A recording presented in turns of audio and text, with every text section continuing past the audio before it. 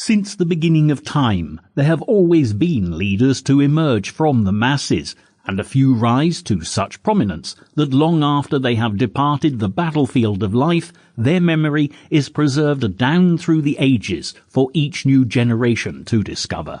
One of the most famous amongst these heroes of history is Napoleon, who is to this day still known the whole world over, and whether his name is uttered with reverence, due to the great man's undoubted military genius, or suggestively with an attempt at a French accent, the image of a diminutive, rather rotund figure in a sweeping grey coat and fancy hat will most probably spring to mind. Yet finding the man behind the myth is a more difficult task altogether. Many thousands of books have been written about Napoleon, but as is so often the case with historic icons, opinion varies considerably.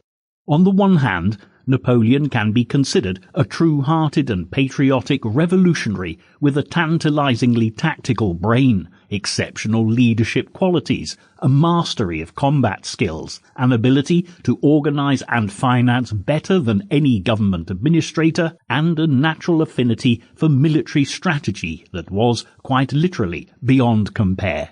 Then, on the other hand, some would, quite justifiably, brand Napoleon a bully and a tyrant, who possessed a ruthless and cynical desire for power and violence, along with an inflated ego that coloured judgment and persuaded him that he could do no wrong, as seems to be wont of just about every military dictator, before Napoleon, or for that matter, since. Either way, there's no denying that Napoleon Bonaparte was, and still is, a giant figure in the history books.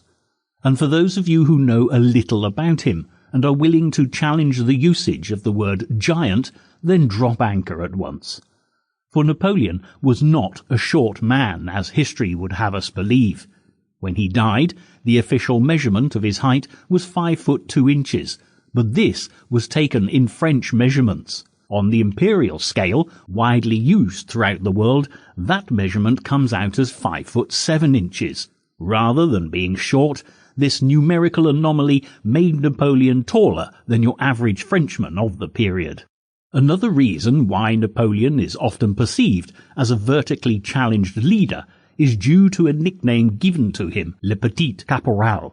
Anyone with a smattering of French will tell you that petit means little in the French language, but this interpretation was in fact an affectionate term reflecting Napoleon's camaraderie with his ordinary foot soldiers and his lack of pretensions with his fighting men.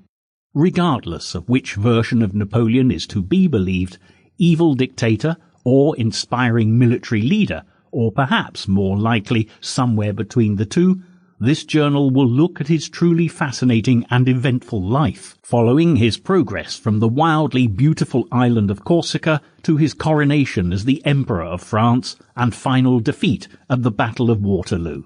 But we're getting ahead of ourselves, something that our history journal subject was very good at. Napoleon was evidently so eager to get into this world and start living it his way that his mother, Letizia, gave birth to him immediately after returning from Mass on a downstairs sofa before she could even reach her bed. This auspicious day was the 15th of August in the year 1769. Napoleon Bonaparte was born in the town of Ajaccio on the island of Corsica, which is located west of Italy, southeast of France, and north of the island of Sardinia. It's the 4th largest island in the Mediterranean Sea, and in the year of Napoleon's birth it was taken over by France and claimed as a French region. Originally it had been ruled by the city of Genoa in Italy. Letizia was only 19 years old when she gave birth to Napoleon, and he was her second son. She had a total of 13 children, of whom only 8 would survive to adulthood. She had married Carlos Bonaparte when she was a mere 14 years of age, 5 years before Napoleon's birth.